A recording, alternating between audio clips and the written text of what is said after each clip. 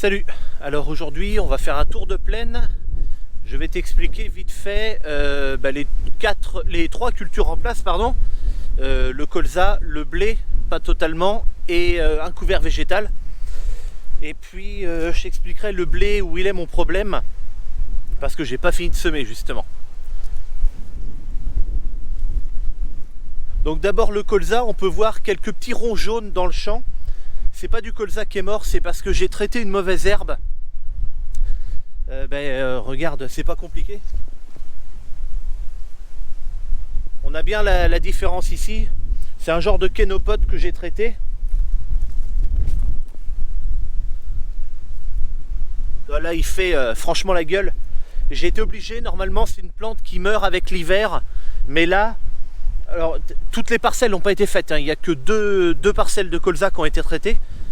Et si tu veux, à des endroits, il y en avait trop et je ne pouvais pas me permettre d'attendre l'hiver pour que cette plante meure, parce que ça aurait étouffé le colza avant que l'hiver fasse son œuvre, si on veut le dire par là.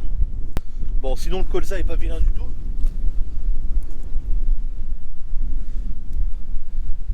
Bon, le colza est pas vilain. Ici, c'est pas représentatif, c'est la chinte. Il y a quelques trous à droite à gauche. Le reste du champ est bien plus fourni, mais j'ai un peu la flemme d'y aller. Il pleut. Là, je suis vraiment entre deux.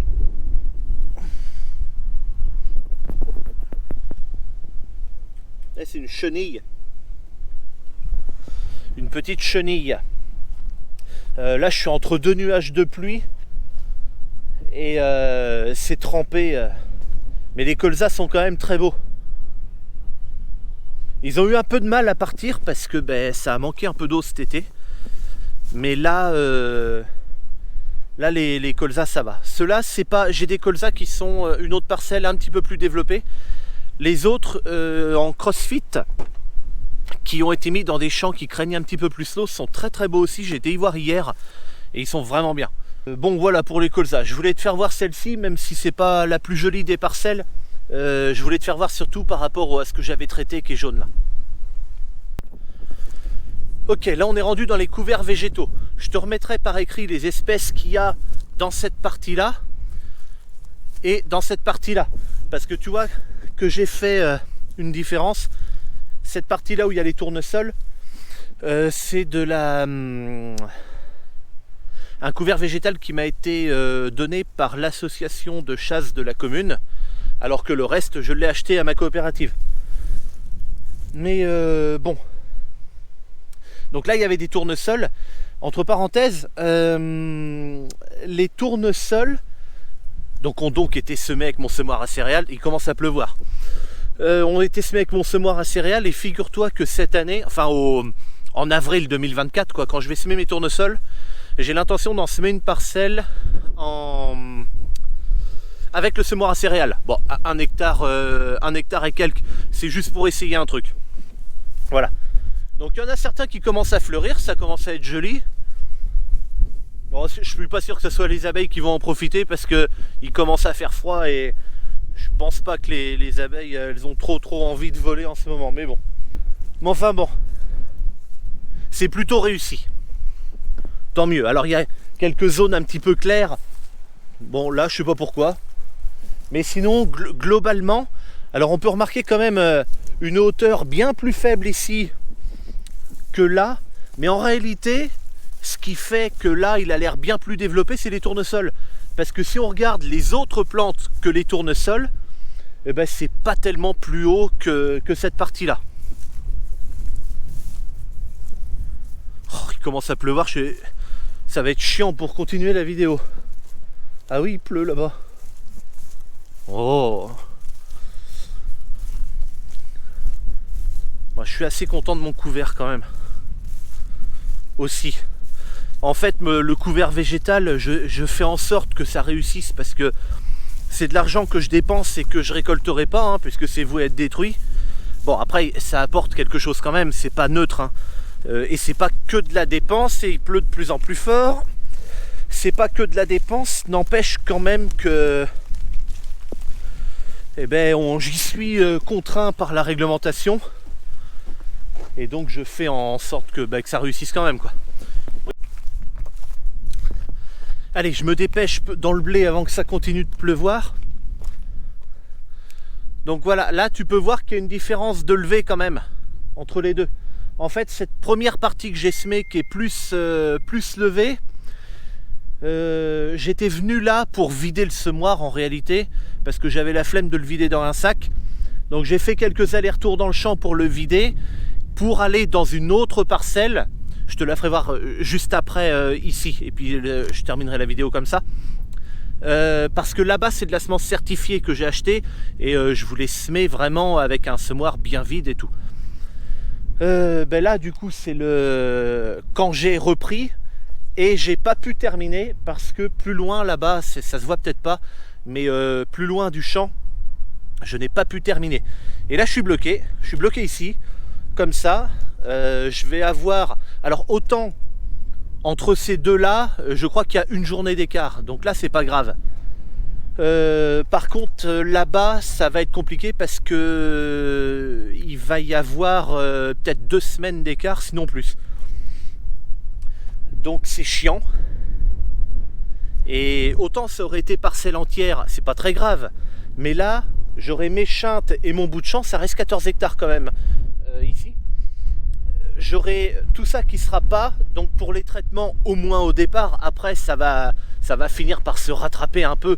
Mais au moins au départ ça va être pénible les traitements. Mais bon, de toute façon qu'est-ce que tu veux y faire, c'est comme ça.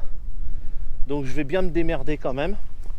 Allez, il commence à mouiller, mais on peut aller voir dans le champ un petit peu plus pour voir le blé d'un peu plus près. Donc voilà, il a une feuille là. On peut voir encore quelques résidus de tournesol. Ça, je voulais te poser une question. Est-ce que c'est suffisamment droit là? Oh, si je dis ça, je vais rentrer dans la voiture, je vais t'expliquer un truc. Parce que si je dis ça, il y a une raison. Hein. C'est que j'ai posté une... Si tu regardes que mes vidéos de YouTube, t'es sûrement pas au courant. Mais j'ai mis une photo sur Facebook et Instagram. D'ailleurs, je te la mets tout de suite là, la photo. Et donc, tu vois que c'est semé et que c'est pas droit. Ce qui est normal que ce soit pas droit, puisque j'ai enregistré ma ligne de cette manière-là. Et j'en rigole encore parce que en fait, je disais juste que voilà, le blé est en train de lever, et puis c'est tout quoi. J'ai pas mis d'autres commentaires que ça. Et je rigole parce que il y a plein de gens dans les commentaires qui disaient oh, le GPS est en panne, le GPS était parti en vacances et tout ça. Alors, en fait, je sais que dans ces commentaires-là, la majorité disait ça de manière gentille, sous forme de blague, et ont très bien compris que si c'était tordu comme ça, c'est parce que la première ligne avait été enregistrée comme ça et qu'ensuite tout le champ est pareil. Mais il y a une partie des gens qui étaient vraiment un peu trop premier degré, tu sais. Ils étaient vraiment... les mecs, ils étaient vraiment sérieux, tu sais. Et ils disaient... ouais, ton GPS c'est de la merde. Il y en a d'autres encore qui disaient ah bah de toute façon sans leur téléphone et leur GPS ils savent plus rien faire. Et alors j'ai certains commentaires, je les ai laissés, d'autres je les ai supprimés parce qu'il y en a certains qui étaient vraiment à la limite de l'insulte. Ça me fait marrer parce que il y a des mecs qui ils insultent pour un putain de champ de blé qui se met en virage quoi. C'est trop fort. C'est excellent, c'est excellent. N'empêche que c'est excellent, mais ce commentaire-là n'a pas sa place sur ma page Facebook, ni YouTube, ni machin, donc je les ai virés. Mais non, mais faut se calmer hein, quand même. Enfin bref. Allez, on va aller voir l'autre champ, mais ça y est, il pleut. Je vais aller, je vais aller te faire voir l'autre champ. Peut-être, je descendrai peut-être même pas de la voiture, et puis j'arrêterai la vidéo ici. Bon, voilà comment est fait le blé. Bon, grosso modo, il est comme l'autre, hein, bien sûr. Donc voilà, là c'est un mélange par contre multi-espèces.